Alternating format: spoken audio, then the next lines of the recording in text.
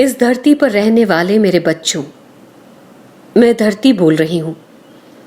मैं आज तुमसे मुखातिब हूं। तुम सब ने कभी न कभी किसी न किसी रूप में मुझसे संवाद किया ही है, लेकिन ये पहला मौका है जब मुझे लगा कि आज इस अवस्था में मुझे भी अपने बच्चों से बात करनी चाहिए।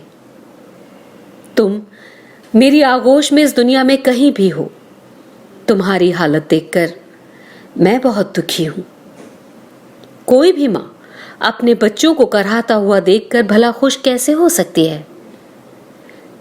लेकिन ममतावश मैं आज तक जो न कह पाई, आज कहने की हिम्मत कर रही हूं। हो सके तो समझने की कोशिश करना। मैं तुम्हारा बेहतर और सुखी भविष्य चाहती हूं, और एक मां होने के नाते तुम्हें समझाने का मेरा फर्ज भी बनता है। आज तुम जिस हालत में हो, यह देखकर मेरा कलेजा मुंह को आ रहा है, लेकिन इस स्थिति के लिए कुछ न कुछ जिम्मेदार तो तुम स्वयं भी हो। परमात्मा के परामर्श पर तुम्हारे महापिता सूर्य से करोड़ों साल पहले मैं छिटक कर अलग हो गई थी। मैं अपनी छोटी बहन प्रकृति, उसके बच्चों वायु, जल और उसके पति आकाश के साथ मिलकर तुम सबको अपने आंचल में लाने की अभीप्सा रखती थी। वो घड़ी भी आई। तुम मानवों को देखकर हमारी खुशी का ठिकाना न था। सब ठीक चल रहा था, लेकिन तुम्हारे ही कुछ भाई बहनों ने उत्पात मचाना शुरू कर दिया।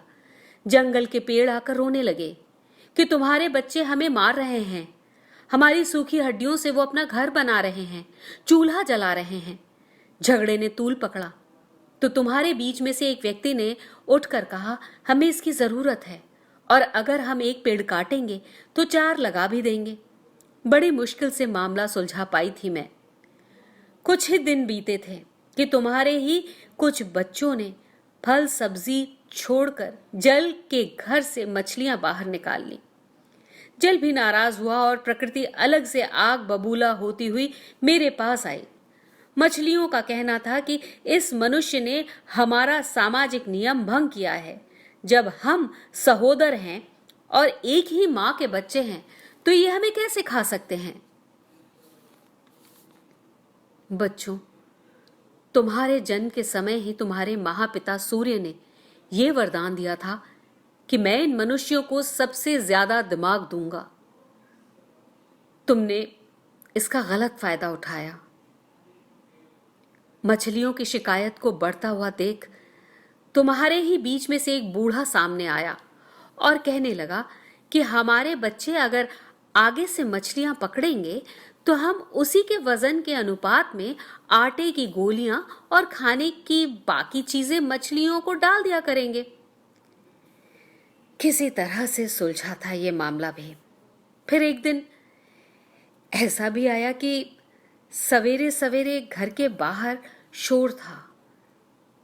मैंने बाहर निकलकर देखा कि बहुत से वन्य प्राणी खड़े होकर रो रहे थे। उनकी शिकायत थी कि तुम्हारे बच्चों की करतूतें अब बर्दाश्त के बाहर होने लगी हैं। वो न सिर्फ हमें मार रहे हैं, बल्कि हमारी खाल उतार कर अपने कपड़े भी सिल रहे हैं। किसी तरह ये मामला सुलझा ही था कि रंभाती हुई गायों का एक रेला मेरे सामने आन पहुंचा। उनकी शिकायत थी कि तुम्हारे बच्चे मेरे बच्चों के लिए जो दूध है उसे छीन रहे हैं। यही नहीं, उनके घर के सभी मर्दों को खेत में जोत रखा है। इस सब से हमारे घरों में बड़ा झगड़ा झांसा खड़ा हो गया है। हम क्या करें?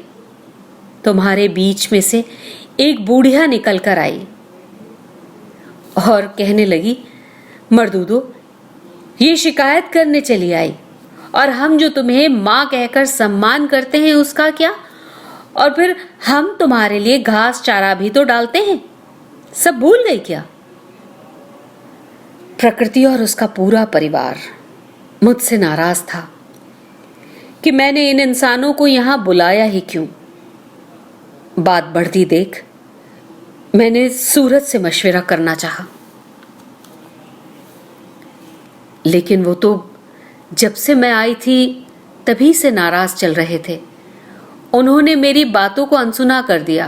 कहने लगे, मैं इन सब की परवरिश कर तो रहा हूं, कितनी ताप और धूप खर्च करके मैं इन सब को पाल पोस रहा हूं। तुम्हें परमात्मा ने मशवरा दिया था ना, अब उन्हीं के पास जाओ और उन्हीं से सलाह मांगो। मरती क्या न करती मैं। अपना सा मुंह लेकर उनके पास पहुंची। परमात्मा के पास ये बातें पहले ही पहुंच चुकी थी। उन्होंने हल निकालते हुए कहा, मैं इन इंसानों में से कुछ ऐसी सद्बुद्धि सामर्थ्य वाले इंसान दूंगा कि उनके कहने पर चलकर तुम्हारे ये बच्चे भी बहुत अच्छे हो जाएंगे। उन्होंने रघु, ऋषभदेव, श्री राम, श्री कृष्ण, बुद्ध, महावीर, जरस्तु, जीसस, मोहम्मद, नानक, इन सब को ये काम सौंपा। थोड़े समय तक सब कुछ ठीक ठाक चलता रहा। फिर तुम तो उनके ही नाम पर आपस में लड़ने लगे। मेरी चिंता बढ़ती ही जा रही थी।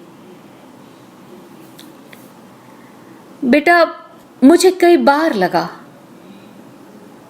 कि तुम्हारे पिता ने जो तुम्हें ये ज्यादा दिमाग दिया था ना, बस सारी समस्या की जड़ यही है। धीरे धीरे सभी प्राणियों की शिकायतें बढ़ती हो गईं। फिर एक दिन ऐसा भी आया कि तुम सब स्कूल जाने लगे। मुझे लगा कि चलो पढ़ लिख कर शायद तुम ज्यादा अच्छे इंसान बन जाओगे, पर इसका खामियाजा ये हुआ कि तुम्हारे अहंकार और घमंड की कोई सीमा न रही। तुमने मेरे हृदय पर लकीरें खींच दी और अपने राष्ट्र और राज्य बना डाले। इससे तुम लोगों में जो हिंसा और संघर्ष हुआ, उसे देखकर मुझे हमेशा ही बहुत दुख होता रहा। तुमने मुझे खोदकर मेरे सीने से तेल के अंबार खींच डाले। तुमने मुझे घायल करके हीरे और कीमती पत्थरों से अपने घरों को सजा डाला। लेकिन मैं तुम्हारी खुशी देखकर हमेशा चुप ही रही। सोचती थी कभी तो वो दिन आएगा जब तुम अपनी सद्बुद्धि का प्रयोग करोगे। अब मेरी छोटी बहन प्रकृति और उसके दोनों बच्चे वायु और जल मुझसे थोड़ा थोड़ा खफा रहने लगे थे। आकाश तो पहले ही इन झंझटों से स्वयं को अलग रखे हुए था। तब तक जल की शादी ऋतु से हो चुकी थी। एक दिन उनका बेटा बादल रोता हुआ आया और कहने लगा कि इंसानों ने एक अजीब सी मशीन बनाई है, जिस पर चढ़कर वो हमारे घरों में झांकते फिर रहे हैं। इस मशीन को वो जहाज कह रहे हैं। पता है, उससे इतना धुआं निकलता है कि हमारा तो दम ही घुटने लगा है। उस दिन देर रात तक गहमा गहमी हुई। बड़ी मुश्किल से आकाश को समझाया जा सका। मेरे बच्चों, तुमने जो रासायनिक रिसाव किए, उससे मेरा अस्तित्व ही खतरे में पड़ने लगा है। ये जो तुम परमाणु परीक्षण करते हो ना, इससे मेरा पूरा संतुलन ही डगमगा जाता है। ये जो उच्च प्रौद्योगिकी के नाम पर तुम रसायनों का इस्तेमाल करते हो, इससे तुम्हारे जीवन पर खतरा मंडराने लगा है। कुछ बातें तुम्हें लिख रही हूं, जितना जल्दी समझ लोगे उतना ही सुखी और निरोगी रहोगे। ये जो तुम बड़े बड़े बांध बनाते हो ना, ये तुम्हारे पर्यावरण के लिए घोर संकट पैदा करते हैं। ये बांध कृषि योग्य भूमि, जंगल और देशज लोगों की सांस्कृतिक और आर्थिक परिस्थिति को नष्ट करते हैं। वनों के कटाव और पेड़ लगाने की प्रवृत्ति में कमी ने तुम्हारे लिए स्वच्छ प्राण वायु का अभाव उत्पन्न कर दिया है। विषैले पदार्थों और रेडियोधर्मी कचरे के बढ़ते बाजार से बचो। सैन्य प्रशिक्षण और गोला बारूद का बिना वजह प्रयोग पूरे वातावरण को खराब करता है।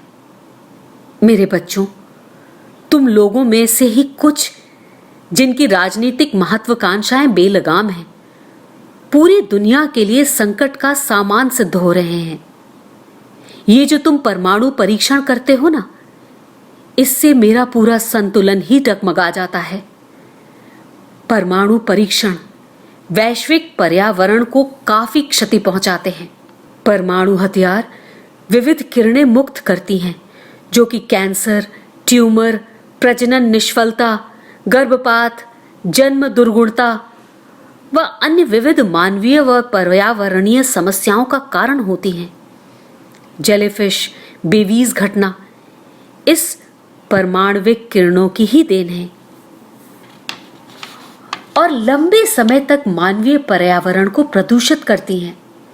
इसलिए जरूरत परमाणविक साम्राज्यवाद को समाप्त करने की है। इस पर ध्यान देना। 2-4 बातें और कहना चाहती हूं। सबको कृषि पर नियंत्रण स्थापित करना चाहिए। वनों को काटने वालों को कठोर दंड तथा वृक्षारोपण के कार्यक्रम को अनवरत जारी रखना चाहिए।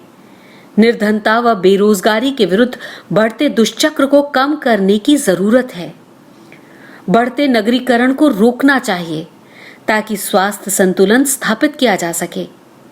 उस स्तर की प्रौद्योगिकी उच्चता हासिल करने की जरूरत है जो पर्यावरण संरक्षण को ध्यान में रखती हो।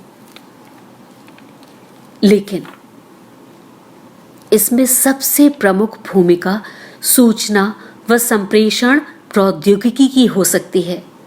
सूचना और संप्रेषण प्रौद्योगिकी पर्यावरणीय संकट हेतु प्रबंधन का कार्य करने की क्षमता रखती है। सूचना तंत्र व सेंसर नेटवर्क द्वारा ये आपातकालीन पर्यावरण संकट, चाहे यह प्राकृतिक हो या मानव निर्मित, सभी का निदान, चेतावनी, जागरूकता तथा दूर संचार का तीव्र प्रयोग करके सूचना को सही ढंग से प्रसारित करके किया जा सकता है। सार्वजनिक क्षेत्र, निजी क्षेत्र, अकादमिक जगत के मध्य पर्यावरण संकट और उत्पन्न चुनौतियों पर एक गठबंधन आयोजित करने की जरूरत है, जो पर्यावरण से संबंधित सतत व स्वस्थ रणनीति, कार्य योजना, समाज के संरक्षण और सुरक्षा में योगदान दे सकता है, जो कि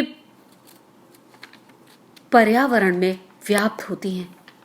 ये वर्तमान व भविष्य के अर्थतंत्र का एक महत्वपूर्ण केंद्रीय आधार है, जो सतत विकास हेतु अत्यावश्यक आर्थिक, सामाजिक, सांस्कृतिक प्रतिमानों को पुनः संशोधित व पुनः निर्मित कर सकता है। ये ऊर्जा क्षमता के बचाव हेतु पावर का निर्माण व वितरण या इंटेलिजेंट तंत्र का निर्माण ही नहीं करता, बल्कि ये उपभोक्ता के जटिल व्यवहार प्रतिमान व विसंगतियों को दूर करने की सामर्थ्य भी रखता है। चांद और मंगल की चिट्ठी आई थी। वो दोनों डरे हुए हैं। तुम्हारे कुछ साथी वहां भी पहुंच गए हैं। मैंने उन्हें समझा बुझा दिया है। तुम भी अपनी हरकतों से बाज आओ। प्रकृति से मेरी बात हुई है। वो कह रही थी कि आज नहीं तो कल तुम इस वायरस से मुक्त हो ही जाओगे। लेकिन बच्चों, ये समय आत्मनिरीक्षण का है। अपना सिंहावलोकन करो, जियो और सभी को जीने दो। कुछ ऐसा करो कि तुम्हारी धरती माँ को तुम्हारे होने और बने रहने पर गर्व हो। अच्छा, अभी के लिए इतना ही। तुम्हारी धरती माँ।